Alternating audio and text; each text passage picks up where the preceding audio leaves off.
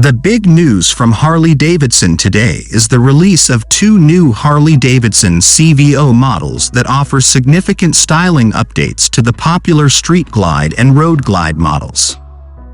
Equally important, if not more important, is the debut of his new 121C Milwaukee 8 engine, which incorporates a new variable valve timing system.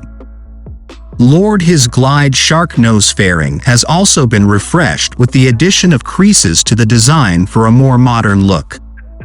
The LED headlights are designed to mimic the twin headlights of previous designs, with turn signal lights integrated into the outer portion of the fairing. Here, too, an electrical adjustment of the windshield can be made.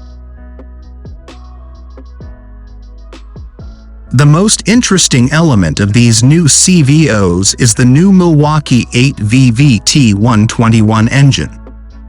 This is a displacement jump from his 117C power plant that was once CVO's exclusive domain but has now moved to a regular Harley. HD has not revealed details of the new V-twin, but Australian certification records show it is 1,923 cc and has 103 PS of maximum power.